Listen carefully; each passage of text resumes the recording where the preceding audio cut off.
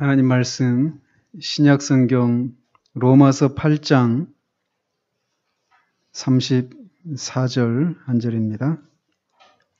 신약성경 로마서 8장 34절 한 절 보도록 합니다. 하나님 말씀 받으실 때 자리에서 일어나 주시기 바랍니다. 하나님 말씀이 이러합니다. 누가 정죄하리요? 죽으실 뿐 아니라 다시 살아나신 일은 그리스도 예수시니 그는 하나님 우편에 계신 자요 우리를 위하여 간구하시는 자신이라. 아멘. 우리는 지난주에 그리스도의 부활이 우리의 칭의에 증거를 제공해주고 또 하나님께서 우리를 의롭다고 선언하신 행위의 근거가 된다라고 하는 것에 대해서 말씀드렸습니다. 그리스도의 부활이 이런 역할을, 우리의 칭의에 있어서 이런 역할을 한다라고 이렇게 말할 수 있게 있는 근거는 그리스도께서 우리의 보증이 되시고 또 동시에 우리의 공인, 우리의 대리인이 되시기 때문이다라고 말씀드렸습니다. 오늘은 이제 그리스도께서 우리와 맺고 계신 이 관계, 보증인이시고 또 우리의 대표자로서, 공인으로서 또는 변호인으로서 그런 관계를 맺고 계시는데 그 중에 그 첫 번째 관계인 보증인의 관계에 대해서 좀 더 상세하게 말씀드리도록 합니다. 즉 그리스도께서 어떻게 우리를 위한 보증인이 되셨는지 또 어떤 종류의 보증인이 되셨는지 또 그리스도께서 우리에게 그렇게 보증인이 되셨다라고 하는데 그런 보증인으로서의 어떤 조건을 완전하게 갖춘 분이신지 이런 것들을 살펴보도록 합니다.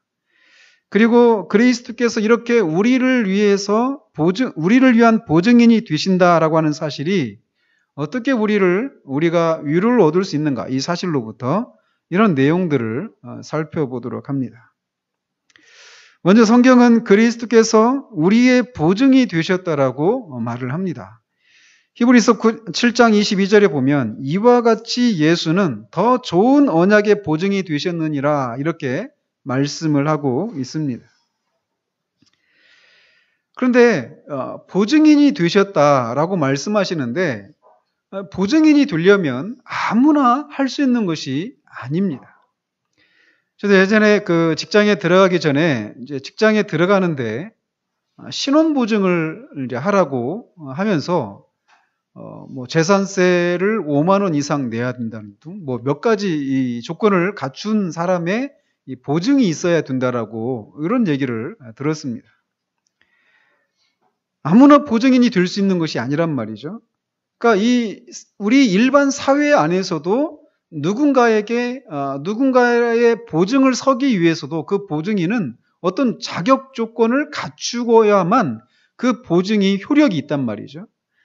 그런 것처럼 하나님과 우리 사이에서 우리를 위한 보증인이 되셨던 이 그리스도도 우리의 보증인이 되시기 위해서는 반드시 어떤 조건을 갖추어야 한다는 것입니다.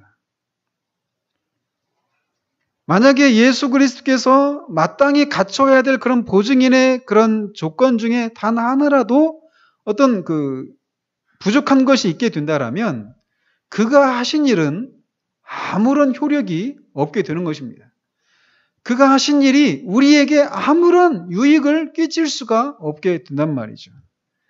그렇기 때문에 이 히브리서 기자가 더 좋은 언약의 보증이 되셨다라고 말했던 그리스도께서 어떤 조건을 갖추신 분이신가라고 하는 것을 살펴보는 것은 굉장히 중요한 내용이 될 수 있습니다. 먼저는 보증인이 되기 위해서는 그 보증인이 죄책을 가지고 있는 저와 여러분들과 같은 죄인과 같은 본성을 가지고 있어야 된다라는 것입니다. 그래야만 죄인과 동일한 본성을 가지고 있는 존재 안에서 죄가 형벌을 받을 수 있기 때문에 그렇습니다. 그래서 히브리서 기자는 이것을 이렇게 말을 하는 것입니다.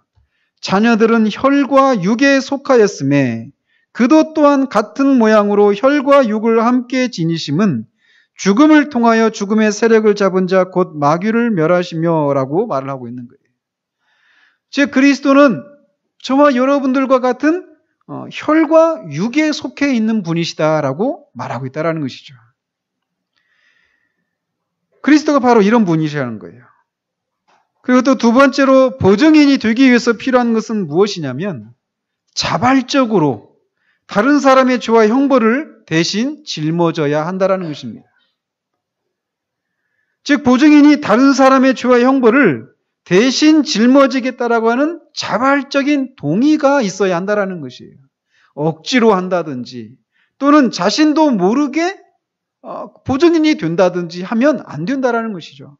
세상에서도 그렇잖아요. 다른 사람의 보증을 서줄 때 보증인이 나도 모르게 다른 사람의 보증인이 되어 있다거나 또는 나는 보증인이 되고 싶지 않은데 보증을 서달라고 요구하는 사람이 막 강제로 위협을 해가지고 내가 보증을 억지로 서게 되어서 어떤 금전상의 손실을 입게 된다라면 그 보증은 법적인 효력을 가질 수가 없게 되는 것과 마찬가지로 그리스도께서 우리를 위한 보증인이 되시기 위해서도 이렇게 자발적으로 내가 이 사람들의 죄의 형벌을 대신 지겠습니다라고 하는 자발적인 동의가 있어야 한다는 것입니다.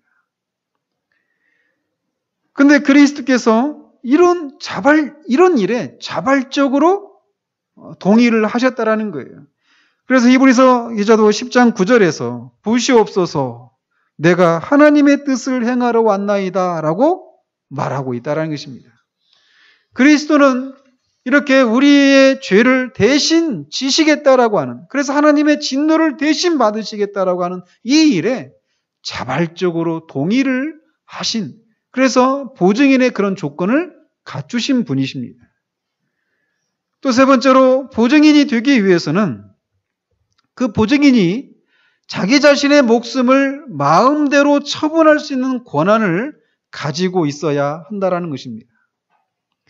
그렇게 해야만 다른 사람을 위해 자신의 목숨을 내어주겠다라고 하는 그 결심이 법적으로 효력을 가질 수 있기 때문에 그렇습니다. 그래서 그리스도께서도 자신에게 이런 권한이 있다라고 하는 것을 이렇게 말씀하십니다. 이를 내게서 빼앗는 자가 있는 것이 아니라 내가 스스로 버리노라. 나는 버릴 권세도 있고 다시 얻을 권세도 있으니 이렇게 말을 하고 있습니다. 저와 여러분들을 위해서 자신의 목숨을 속죄의 제물로 내놓으시겠다라고 한 이 일에 이것을 억지로 누가 빼앗는 것이 아니라 스스로 자신의 목숨을 버리신다라고 말씀하시고 계시다라는 거예요. 이것이 보증인으로서 세 번째 갖춰야 될 그런 조건입니다. 네 번째로 보증인은 우리가 마땅히 받아야 할 그런 형벌을 감당할 수 있는 능력이 있어야 하고 사망의 권세로부터도 자기 자신과 우리를 자유롭게 할 수 있는 능력이 있어야만 합니다. 일반 사회에서도 그렇잖아요. 제가 은행에서 한 100억쯤 대출을 받는데 보증인이 자기의 전 재산을 다 동원을 해도 한 1,000만 원밖에 안 되는 그런 보증인이 있다고 치십시다. 그럼 그 보증인은 내 채무를 대신 갚아줄 수 있는 능력이 전혀 없는 거예요. 그래서 그 사람은 보증인으로서 그런 자격 조건을 갖출 수가 없는 것이죠. 최소한 내가 갚아야 될 그 채무를 갚을 수 있는 능력이 있는 사람만이 이 보증인이 될 수 있단 말이죠. 그런 것처럼 그리스도께서도 무엇을 위한 보증인이 되셨느냐면 우리가 받아야 될 형벌, 죄에 대한 형벌을 받아야 되는 그것을 위한 보증인이시거든요. 죄에 대한 형벌이 무엇입니까? 바로 사망입니다. 죽는 것입니다. 그렇기 때문에 그것을 갚을 수 있는, 형벌을 받을 수 있는 그 사망의 권세를 이길 수 있는 능력을 가지지 못하면 절대 저와 여러분을 위한 보증인이 되실 수가 없는 것이에요. 그런데 그리스도는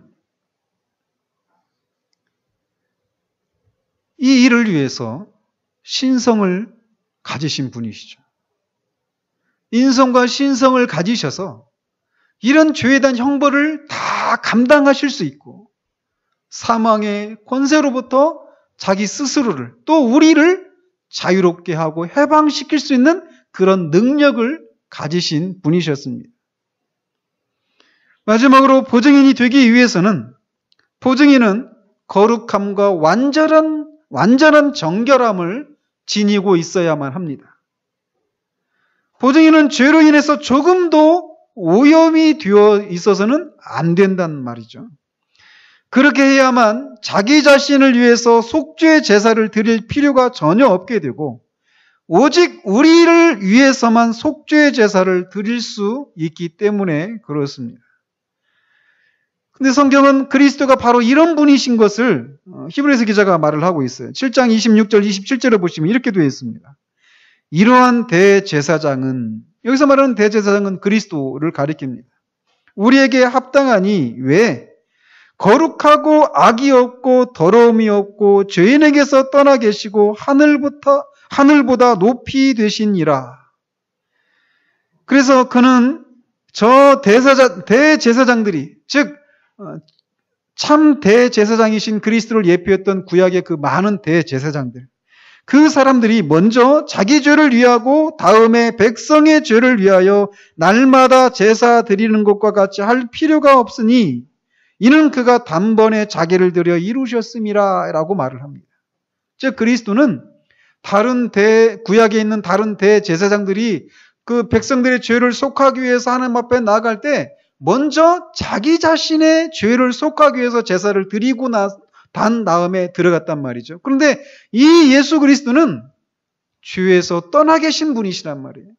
거룩하시고 완전히 정결하신 그런 분이셔서 그런 대제사장들처럼 우리를 위해서 자신을 위해서 속죄 제사를 드릴 필요가 없으신 그런 분이시라는 것입니다. 그리스도께서는 이런 것처럼 이 보증인의 모든 조건을 완벽하게 갖추신 분이십니다. 그러므로 그리스도께서 의로우신 분으로서 저와 여러분들과 같은 불의한 사람들을 대신해서 자기 자신을 속죄 제물로 내어주신 일은 결코 부당한 일이 아니다라는 것입니다. 이렇게 그리스도께서는 보증인의 조건을 완벽하게 갖추신 분이시기 때문에 좀 전에 말씀드린 대로 히브리서 기자가 이와 같이 예수는 더 좋은 언약의 보증이 되셨느니라 라고 말했던 것입니다. 예수 그리스도는 보증이신데 새 언약의 보증이 더 좋은 언약의 보증이 되셨다라고 말을 하고 있습니다. 언약의 보증이 되셨다라는 거예요. 근데 여기서 말하는 언약이라고 하는 이 말은 히브리어는 헬라어로는 디아테케라고 하는 말인데 이 단어의 뜻은 언약이라고도 번역할 수 있고 또는 유언이라고도 번역을 할 수 있는 그런 단어입니다. 근데 지금 여기서 이와 같이 예수는 더 좋은 언약의 보증이 되셨느니라 라고 말할 때 그 언약이라고 하는 그 말은 언약이라고도 번역할 수 있고 또는 유언이라고도 이렇게 번역할 수가 있어요. 둘 다 가능한 번역이라는 것이죠. 아무튼 그리스도는 이렇게 언약의 보증인이 되셨습니다. 그런데 여기서 말하는 이 보증인이라고 하는 말은 우리가 지금도 그렇잖아요. 지금도 우리가 뭐 어떤 계약서를 쓰면 전세 계약서나 어떤 매매 계약서를 쓰고 나면 도장을 싹 찍잖아요. 그리고 나서 어떻게 합니까? 서로 이제 주고받고 대부분 어때요? 이렇게 악수하죠? 그죠? 그런 것처럼 옛날에도 유대인의 관습 중에도 어떤 언약을 체결한 후에 언약이 체결되었다는 그런 의미로 서로 악수를 나누는 그런 관습이 있었다고 합니다. 근데 그때 그런 관습에서 나온 단어가 앵구아오라고 하는 그런 단어인데 이 보증인이라고 하는 단어가 거기로부터 나온 단어란 말이에요. 언약을 체결한 후에 쌍방이 서로 언약이 체결됐다라고 하는 것을 확인하는 의미로 악수를 나누었던 그런 관습에서 나온 단어가 보증인이라고 하는 단어란 말이죠. 그래서 그 구약의 잠언 22장 26절에 보면 너는 사람으로 더불어 손을 잡지 말며 남의 빚에 보증이 되지 말라 이렇게 되어 있어요. 근데 그 앞에 부분에 너는 사람으로 더불어 손을 잡지 말며 이게 이 보증이라고 하는 그런 의미나 똑같다라는 거예요. 남의 손을 잡지 말라, 악수하지 말라 이런 말이란 말이죠. 근데 아까 말씀드린 것처럼 언약을 체결한 우리의 쌍방이 언약이 체결되었다라고 하는 그런 확인의 의미로 악수를 나눴던 이런 관습에서 이것을 쓰고 있단 말이죠. 그러니까 굳이 너는 사람으로 더불어 손을 잡지 말며 남의 빚에 보증이 되지 말라. 이 말이 어때요? 그러니까 똑같은 의미가 두 번 나와 있는 것이죠. 그죠? 성경에 무슨 남의 빚 보증을 쓰지 말라 이런 얘기가 나오느냐 이렇게 말하는데 성경은 이렇게까지도 다 구체적 우리 인생의 일상을 살아가는데 아주 구체적인 그런 모든 것들을 다 관장하고 있습니다. 근데 이렇게 너는 사람으로 더불어 손을 잡지 말라 이 말이 결국은 보증을 서지 말라 이런 말은 똑같단 말이에요. 뒤에 남의 빚에 보증이 되지 말라라고 하는 말과 앞에 있는 말이 똑같은 말이란 말입니다. 그래서 이 구약 성경을 헬라어로 번역했던 그 성경이 있는데 그게 70인경이라고 하는 성경이 있습니다. 근데 거기에는 이 잠언 22장 26절을 너희는 보증이 되지 말라 이렇게 간단하게 번역을 했다라는 것이에요. 왜? 이 보증이라고 하는 말 자체가 손을 잡지 말아라 이런 말과 같은 의미이기 때문에 이렇게 간단하게 줄여서 너희는 보증이 되지 말라 이렇게 말을 했다라는 것입니다. 근데 거기에서 말하는 이 보증이 되지 말라 이 말이 아까 말씀드린 것처럼 히브리서 기자가 7장에서 말하는 것처럼 새 언약, 더 좋은 언약에 보증이 되셨느니라고 말할 때 그 보증과 똑같은 단어를 사용하고 있다라는 것이에요. 이렇게 보증이라고 하는 말에 해당하는 이 헬라어 단어는 언약을 체결한 후에 이렇게 쌍방이 서로 악수를 교환하는 관습에서 유래를 했다고 그래요. 또 뿐만 아니라 언약이라고 하는 말이 아까도 말씀드린 것처럼 유언이라고 하는 말로도 번역할 수 있다고 그랬잖아요. 즉 언약을 체결한 후에도 손을 잡고 이렇게 흔들었던 이런 관습이 있었을 뿐만 아니라 유언과 관련해서도 이런 관습이 있었다고 합니다. 그래서 유언을 집행할 때도 그 유언 상속자가 되는 상속자와 유언을 집행하는 사람이 그 유언에 대한 내용을 확인하고 서로 악수를 하거나 유언 집행인이 손을 내미는 그런 관습이 있었다고 그래요. 또는 다른 사람을 대신해서 빚을 갚기로 약속하는 경우에도 이 보증이라고 하는 단어가 사용이 되었다라는 것이죠. 그리고 뿐만 아니라 심지어는 다른 사람을 대신해서 사형까지라도 달게 받겠다. 그래서 자기 자신을 그 사형은 받아야 되는 사람에 대한 담보물로 자기를 보증으로 이렇게 드리는 그런 일에도 이 단어가 사용이 되었다고 합니다. 근데 그리스도께서 하나님 앞에서 우리를 위하여 이 모든 면에서 보증인이 되셨다라는 거예요. 즉 우리 대신 죽음의 형벌을 받으심으로써 우리의 죄값을 모두 지불하시고 하나님을 만족시키는 그런 의미의 보증인이 되셨을 뿐만 아니라 상속인 또는 후사로서 자신의 유언을 집행하시는 보증이 되셨다라는 거예요. 이렇게 그리스도께서는 하나님의 편에서 보증이신 동시에 우리 편에서도 보증이 되셨던 것입니다. 은혜 언약 안에서 그리스도께서 우리를 위해서 하나님 앞에서 보증하신 일은 우리가 행해야 하는 모든 일을 이루시고 우리가 받아야 할 모든 형벌을 당하시는 것이었어요. 예수님이 하나님 앞에 내가 이런 것을 보증하겠습니다라고 말할 때 그 보증의 내용이 무엇이냐면 우리가 해야 될 것을 내가 다 하겠습니다. 또 우리가 받아야 할 것을 내가 다 받겠습니다. 이렇게 말하는 것이었다라는 것이에요. 우리를 위해서 우리의 모든 죄값을 지불하시는 것, 그리고 하나님께서 우리에게 행하라고 요구하시는 그 모든 것을 우리 안에서 이루어 주시는 그런 내용의 보증을 서셨던 것이라는 것이죠. 말하자면 하나님께서는 은혜의 언약 안에서 그리스도에게 다음과 같이 말한 것이라고 토마스 구든이 말을 합니다. 즉 죄인들이 내게 지고 있는 모든 빚을 나는 죄인들한테 갚으라고 요구하는 것이 아니라 바로 너한테, 즉 그리스도에게 갚으라고 요구한다라고 말씀하고 계시는 것이라는 거예요.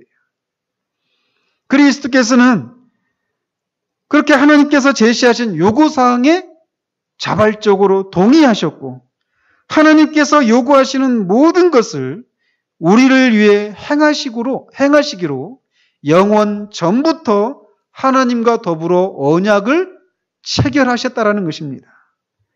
그리고 우리가 감당해야 했던 형벌을 감당하겠다라고 하는 이런 조건 하에 언약의 보증이 되셨다라는 것입니다. 자, 그런데 우리에게 있어서 이 특이한 것은 그리스도께서 이렇게 새 언약에서 우리를 위해 보증이 되신 것은 우리 일반 세상에서는 찾아볼 수 없는 방식의 보증이 되셨다라는 것이에요. 자, 어떻습니까? 우리가 일반적으로 우리가 이 세상을 살아가면서 우리가 다른 사람의 보증을 서게 될 때 돈을 빌려준 사람은 그 돈을 갚아야 될 그런 기한이 되었을 때 어떤 행동을 취합니까? 돈을 빌려간 사람, 즉 채무자한테 돈을 갚으라라고 얘기하겠죠, 먼저는. 그죠? 근데 그 채무자가 나 못 갚아 또는 안 갚아 이렇게 얘기하면 어떻게 돼요? 그렇게 될 경우는 그 채무자의 그 빚을 대신 갚아주겠다라고 보증을 선 사람한테 그 빚을 요구하잖아요. 아니면 아예 처음부터 이 두 사람에게 다 채무자와 보증인한테 다 빚을 갚으라고 소송을 걸거나 그렇게 요구를 할 수 있겠죠. 그죠? 그러니까 보증인한테 먼저 돈을 갚으라고 하는 것은 채무자한테 심적으로 압박을 주는 거잖아요. 그죠? 자, 이렇게 세상에서는 채권자가 자기의 그 권리를 행사할 때 채무자나 보증인에게 동시에 요구하든지 아니면 둘 중에 하나한테 요구하는데 일반적으로는 보증인한테 먼저 요구합니까? 채무자한테 먼저 요구합니까? 그렇죠. 먼저는 채무자한테 돈을 빌려간 그 실제 그 직접 당사자인 채무자한테 돈을 갚으라고 요구를 한단 말이에요. 그런데 그래서 그 돈을 갚지 않으면 그 채무자의 재산을 압류를 하든지 하면서 법적인 그런 소송을 밟아 나간단 말이죠. 그런데 은혜 언약 안에서는 그렇지가 않다라는 거예요. 은혜 언약 안에서 하나님은 오직 그리스도의 보증만을 요구하신다라는 것입니다. 즉 우리를 위해서 보증을 서신 그리스도가 우리의 모든 죄값을 대신 지불할 것만 요구하신다라는 거예요.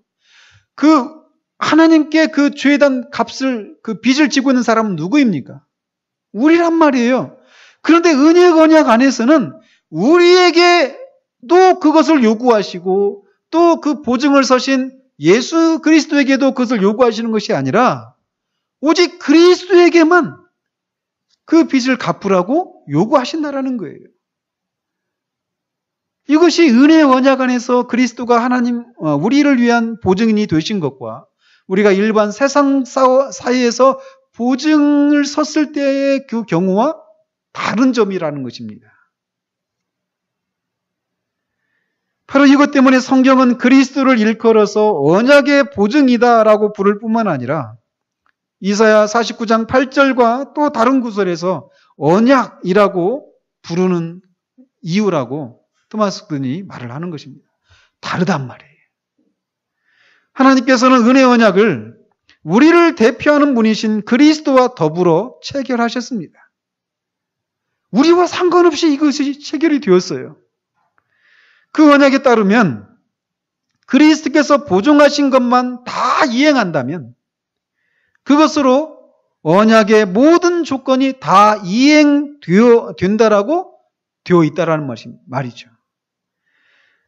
이렇게 하신 것은 하나님의 공의가 완전히 만족되는 일을 확실하게 보장하기 위함이었습니다. 따라서 하나님께서는 우리의 모든 죄값을 묻지도 않을 것이고 죄값에 대한 눈금만큼의 그런 지불도 결코 기대하지 않을 것이라고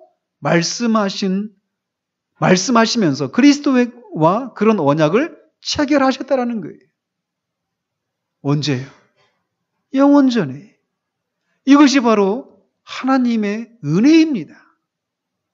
죄는 우리가 저질렀는데 우리에게 그것을 갚으라고 요구하시는 것이 아니라 우리의 보증이 되시겠다라고 직접 스스로 자발적으로 자원하셨던 그리스도에게 그 빚을 갚으라고 요구하셨다라는 거예요. 그리스도에게만 그것을 요구하신다라는 것입니다. 그래서 그리스도가 그것을 갚기만 하면 마치 우리가 갚은 것처럼 해주시겠다라는 것이 은혜 언약 안에서 그리스도가 우리의 보증인이 되셨다라고 말할 때 그 내용이라는 것이죠.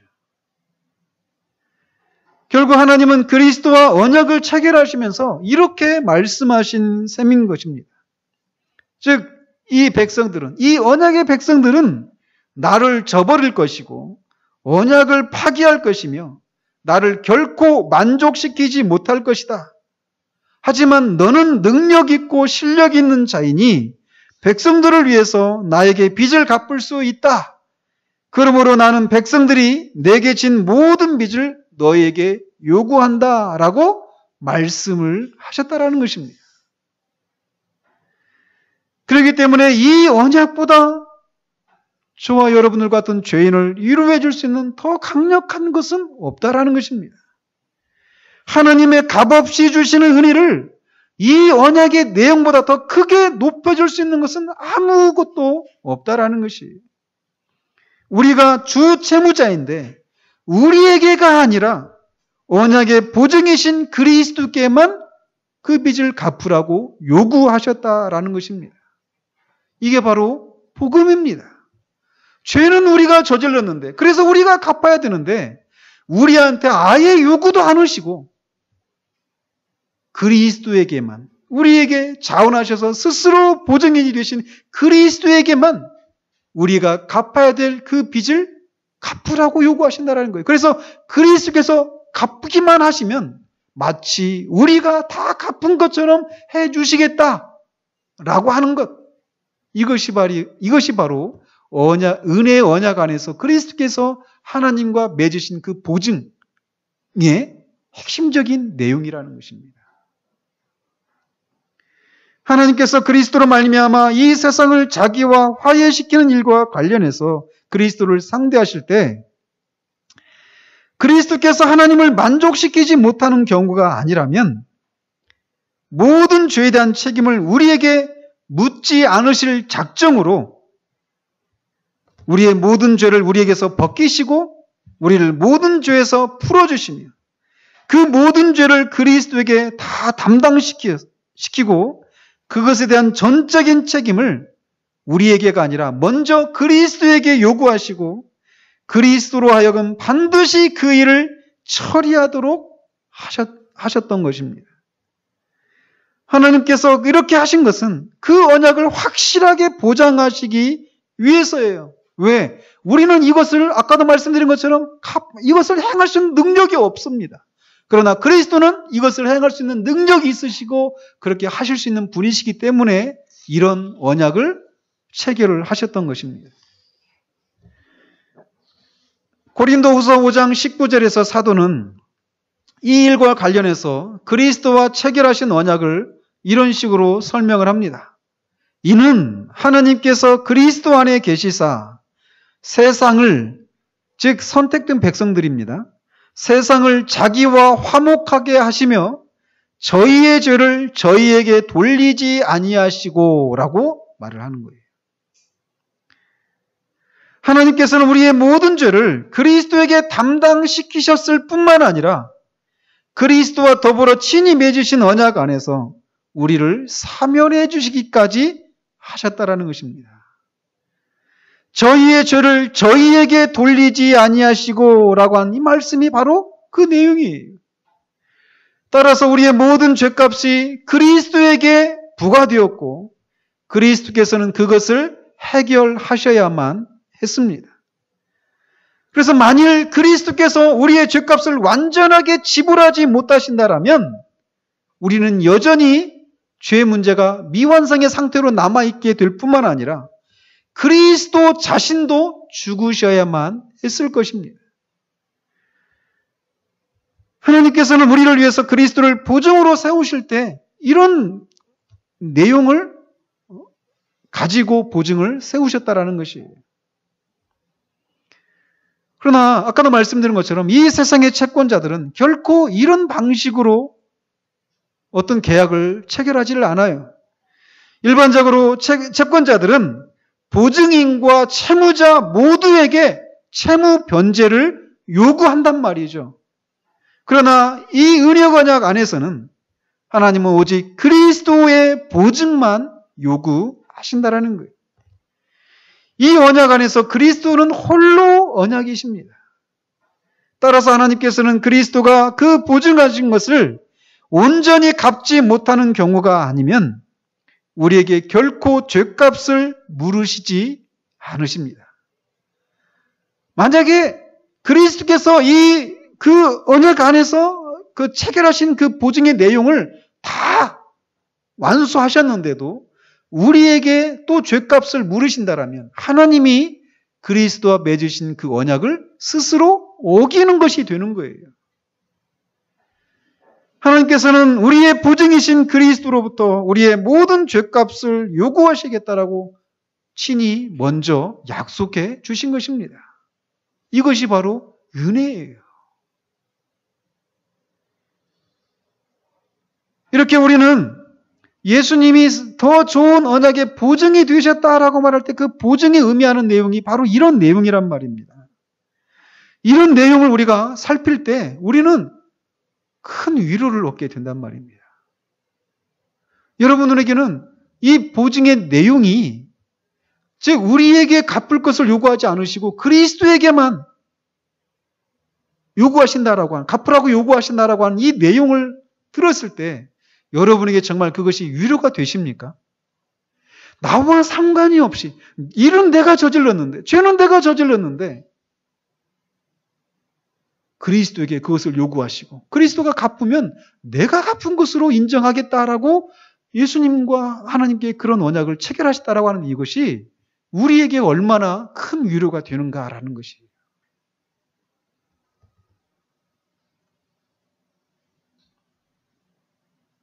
그리스도께서 우리의 모든 죄값을 대신 지불하기 위해서 하나님에 의해서 결박을 당하시고 무덤에 갇히시고 일종의 채무를 갚으라고 하는 그런 소송을 당하셨습니다. 결국에는 죄에 싹신 사망의 형벌을 받으셨다라고 하는 이 사실을 우리가 듣는 것만으로도 우리는 큰 위로를 얻게 되는 근거를 발견한다라는 것입니다.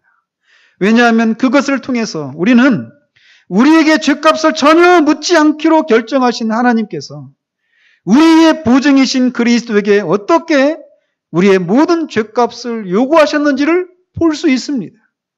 또한 우리의 모든 죄값을 지불하는 일이 능히 그 일을 감당하실 수 있는 그리스도의 의무로 돌려졌다라고 하는 놀라운 사실을 볼 수 있기 때문에 우리가 큰 위로를 얻게 된다는 것입니다. 또한 이것을 통해서 우리는 그리스도께서 어떻게 우리를 위해서 죄로 삼으셨는 바 되었는지를 볼 수도 있습니다. 그러므로 우리의 보증이신 그리스도께서 능력이 부족해서 우리의 죄값을 다 지불하지 못했다라고 성경에 기록되어 있지 않는 한 우리는 혹시라도 하나님께서 우리의 죄값을 물으시려고 우리를 결박하시거나 진노로 우리에게 임하시지는 않을까 두려워하지 않을 수 있게 된다는 것입니다. 오히려 우리는 마음의 평안을 누릴 수 있습니다. 왜냐하면 우리의 보증이신 그리스도께서 넉넉하게 우리의 모든 죄값을 다 지불하셨다라고 성경에 기록되어 있기 때문에 그렇습니다.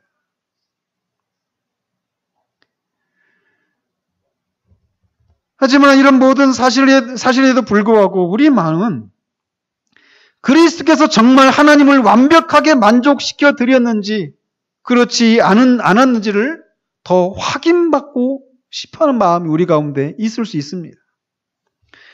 또 우리의 마음은 그리스도께서 보증이로서 맡으신 일을 만족스럽게 완수하셨는지, 어떻게 우리의 모든 죄값을 다 지불하셨는지, 그리고 우리를 위해서 죄로 삼으신 바 되었던 상태로부터 어떻게 벗어나게 되었는지를 알려고 몹시 노력하게 될 것입니다. 이것을 위해서 사도는 이렇게 말을 합니다. 그리스도께서 우리의 죄값을 완전히 지불하셨다라고 하는 것을 확인시킴으로 신자들을 위로하기 위해서 히브리서 기자는 9장 28절에서 이렇게 말을 하고 있어요. 이와 같이 그리스도도 많은 사람의 죄를 담당하시려고 단번에 들이신 바 되셨고 구원에 이르게 하기 위하여 죄와 상관없이 자기를 바라는 자들에게 두 번째 나타나시리라. 즉 그리스도께서 죄와 상관없이 다시 나타나시리라 라고 하는 이 말을 통해서 정말 그리스도께서 우리의 죄값을 완전하게 지불하셨는가?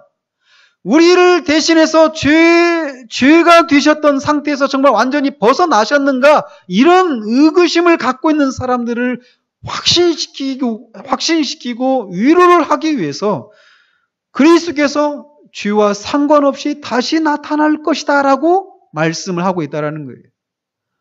아니 그리스도가 죄와 상관없이 다시 나타날 것이다 라고 하는 것이 어떻게 우리에게 그리스도께서 죄값을 완전히 지불하셨다라고 하는 이런 완전한 증거가 될 수 있는가라고 생각할 수 있습니다. 그러나 히브리서 기자가 9장 28절에서 방금 읽어드린 것처럼 이와 같이 그리스도도 많은 사람의 죄를 담당하시려고 단번에 들이신 바 되셨고 구원에 이르게 하기 위하여 죄와 상관없이 자기를 바라는 자들에게 두 번째 나타나시리라.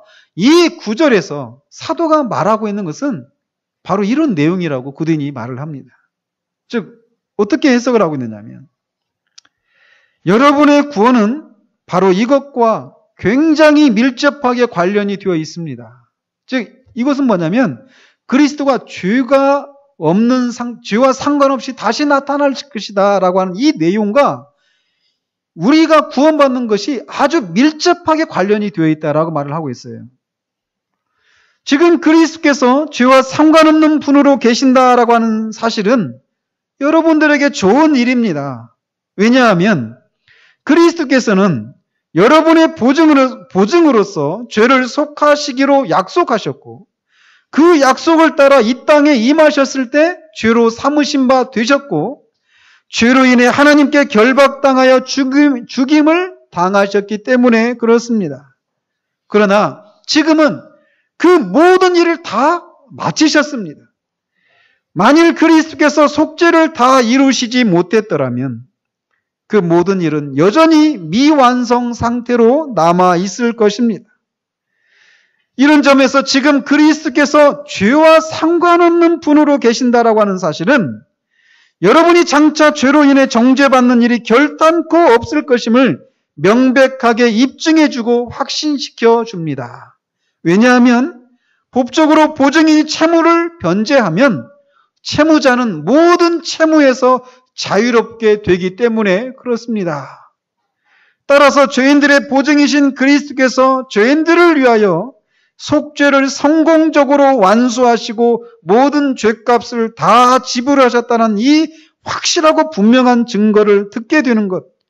죄인들에게 이보다 더 깊은 소식은 전혀 없습니다. 라고 그들이 말을 한다는 것입니다.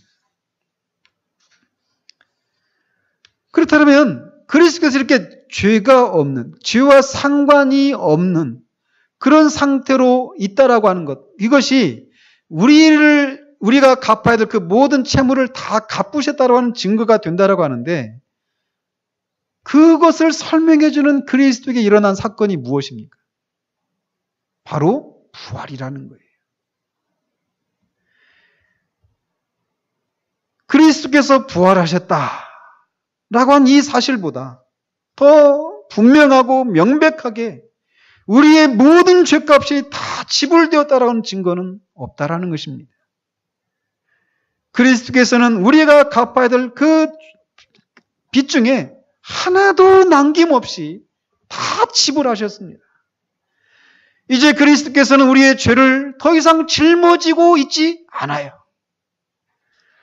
이는 그리스도께서 우리의 죄를 완벽하게 처리하셨기 때문에 그렇습니다. 무엇을 보면 우리가 그렇다는 걸 알 수 있습니까? 이전에 하나님께서는 우리의 죄를 짊어진 그리스도를 결박하시고 감옥에 던져 넣으셨고 그를 재판하셨고 심판에 붙이셨어요. 그때 그리스도는 우리의 죄값을 하나도 남김없이 다 갚기 전까지는 결코 그 결박의 상태에서 일어날 수가 없었습니다.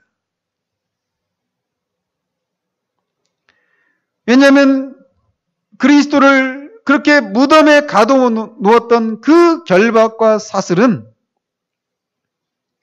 하나님의 진노와 죄에 대한 저주의 사슬이었기 때문에 이것을 다 갚기 전까지는 결코 그 결박의 상태에서 풀려날 수가 없었다라는 것입니다. 그런 상태에서 그리스도를 건져낼 수 있는 것은 오직 완전한 속죄뿐이었습니다. 그런데 그리스도께서 다시 살아나셨고 무덤에서 나오셨다라고 하는 사실은 하나님께서 그리스도의 속죄로 인해서 완전히 만족하셨다라고 하는 것을 입증하는 증거가 되고 하나님께서 친히 그리스도를 더 이제 사면하셨다는 증거이고 그리스도께서 이제는 죄와 상관없이 자유롭게 되었다라고 하는 것을 입증하는 증거라는 것입니다. 그렇기 때문에 고린도전서 15장에서 사도 바울은 그리스도의 부활을 통해 얻게 된 이런 승리를 사망과 무덤과 죄의 권세와 율법에 대한 승리라고 선언을 하고 있는 것입니다. 사망아 너희 이기는 것이 어디 있느냐? 사망아 너희 쏘는 것이 어디 있느냐? 사망에 쏘는 것은 죄요 죄의 권능은 율법이라. 그리고 나서는 57절에서 이렇게 말을 합니다. 우리 주 예수 그리스도로 말미암아 우리에게 이김을 주시는 하나님께 감사하노라. 그렇기 때문에 이제 저와 여러분은 정말로 안전하게 살 수 있습니다. 더 이상 하나님께서 우리에게 죄를 갚으라고 죄값을 갚으라고 요구하실 수가 없게 완전하게 그리스도께서 우리가 갚아야 될 그 죄를 완전하게 갚으셨다라는 거예요. 그것에 대한 강력한 증거가 바로 부활이라는 것입니다. 그렇기 때문에 사도가 외치는 것입니다. 누가 정죄하리요? 죽으실 뿐 아니라 다시 살아나신 이는 그리스도 예수시니. 구약의 대속죄일에 대제사장이 이스라엘 백성들의 죄를 속하기 위해서 1년에 한 차례씩 그 대속죄일에만 지성소에 들어갈 수 있었습니다. 대제사장이 먼저는 자기의 죄를 속하기 위한 속죄 제사를 드리고 이스라엘 백성들의 죄를 속하기 위해서 그 속죄의 피를 들고 지성소에 들어가는 거예요. 그런데 그 이스라엘 백성들, 자기의 죄와 이스라엘 백성들의 죄를 하나님께서 속해 주셨다라고 하는 그 제사를 받으셔야만 그 죄가 속해지는데 하나님께서 그 제사를 받지 않으시면 어떻게 되는지 아십니까? 지성소에 들어갔던 이 대제사장이 거기서 안에서 죽는 거예요. 그래서 이 밖에서 이 대제사장이 드리는 그 속죄 제사가 하나님이 받으셨는지 안 받으셨는지 확인할 수 있는 방법이 없어요. 왜냐하면 완전히 차단되어 있으니까. 근데 한 가지 방법이 있었어요. 왜냐하면 대제사장의 그 옷에 석류로 만든 그 석류 모양의 방울들이 있었습니다. 옷, 그 치마 같은 그 옷 끝자락에. 그래서 걸을 때마다 방울 소리가 났단 말이죠. 근데 대제사장이 지성소에 들어가가지고 제사를 드리면서 이렇게 움직이면 소리가 날 거 아니에요. 그러니까 밖에서 있었던 이스라엘 백성들이 소리가 들리면 하나님이 아직 이 대제사장이 죽지 않았구나 라고 하는 것을 확인할 수 있었던 거예요. 근데 만약에 소리가 안 들리면 죽었다라는 것입니다. 그런 것을 위해서 대제사장이 들어갈 때 방울을 달아놨고 또 그 발에다가 끈을 묶어놨어요. 그 지성소에는 아무나 들어갈 수가 없기 때문에. 그래서 아무 소리가 안 들리면 밖에서 끈을 막 잡아당기는 겁니다. 시신을 끌어내는 거예요. 자, 그런데 그래서 이스라엘 백성들은 이 대제사장이 지성소에 들어갔을 때 밖에서 노심초사하면서 기다리는 것입니다.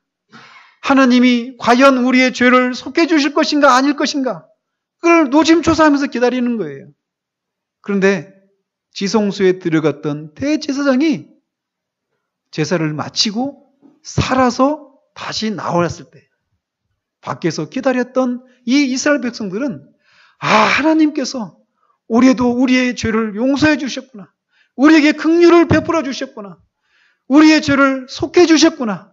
라고 하는 것을 확인하면서 할렐루야 찬양을 불렀던 것입니다.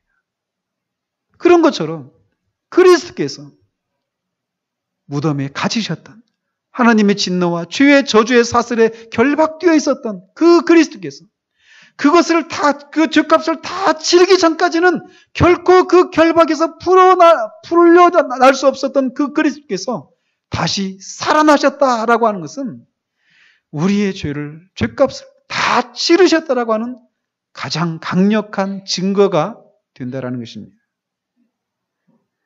그러므로 여러분의 양심이 구원받은 자로서 마땅히 나타나야 하는 그런 은혜로운 표지가 여러분 안에서 두드러지게 나타나지 않는 것을 인해서 마음의 평안을 잃어버리고 여러분의 영혼이 두려움에 사로잡히게 될 때마다 여러분의 보증인으로서 여러분이 갚아야 할 죄값을 모두 갚으시고 다시 살아나신 그리스도를 바라보시라는 것입니다. 그는 저와 여러분의 완전하고 완벽한 보증이십니다. 우리가 갚아야 할 모든 죄값과 형벌을 능히 갚으실 수 있는 완전한 보증이시고 그것을 다 갚으셨다라고 하는 증거로 다시 살아나신 분이십니다. 하나님은 우리에게서가 아니라 오직 그리스도에게서만 우리의 죄값을 받으시기로 그리스도와 약속하시고 그리스도는 그것을 우리를 대신해서 다 갚겠습니다라고 하나님과 동의를 하시고 언약을 체결하셨습니다. 그리고 그것을 다 갚으셨다라는 증거로 다시 살아나신 것이. 그래서 그는 더 이상 죄와 상관이 없는 상태로 계십니다. 하나님께 모든 죄값을 다 갚으셨습니다. 그렇기 때문에 하나님은 더 이상 우리에게 죄값을 묻지 않으십니다. 아니, 물으실 수가 없으십니다. 왜? 그리스도께서 다 갚으셨으니까. 그러므로 여러분의 양심이 위축될 때마다 이 사실을 기억하십시오. 그리스도께서, 우리의 보증이 되신 그리스도께서 이 모든 내가 갚아야 될 죄값을 다 갚지 않으셨는가? 이 사실을 기억하시고 선포하십시오. 여러분의 양심을 설득하십시오. 그리고 하나님으로부터 그런 두려움이 밀려올 때마다 하나님, 그리스도와 그런 언약의 내용을 가지고 그리스도를 우리의 보증으로 삼으시지 않으셨습니까? 그리스도가 우리를 대신해서 우리가 갚아야 될 그 죄값을 다 갚으시면 우리가 갚는 것으로 하시겠다라고 하나님이 먼저 그리스도와 그런 언약을 체결하시지 않으셨습니까? 라고 하나님 앞에 말씀하십시오. 아니, 하나님은 그렇게 하시지 않지만 우리의 양심이 그렇게 생각이 들 때마다 그렇게 하시라는 것입니다. 그리스도는 저와 여러분의 완전하고 완벽한 보증이십니다. 그리고 그 일을 다 해내셨습니다. 그것에 대한 증거가 부활입니다. 그런 그리스도를 우리를 위한 보증으로 세우신 분은, 보내신 분은 하나님 아버지십니다. 사랑이 바로 이것입니다. 바로 이것이 은혜입니다. 그러니 우리의 보증이 되셔서 우리를 위해서 죽으셨을 뿐만 아니라 우리를 위해서 다시 살아나신 예수 그리스도가 우리의 보증이신데 누가 우리를 정죄할 수 있겠습니까? 아무도 할 수 없습니다. 기도하시겠습니다. 하나님 아버지, 감사합니다.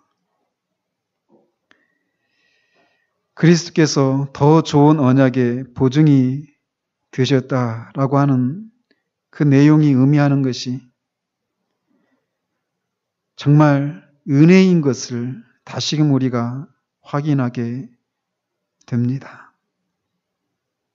세상에서는 채권자가 채무자와 보증인에게 그 채무를 변제하라고 갚으라고 요구를 하지만 은혜의 언약 안에서는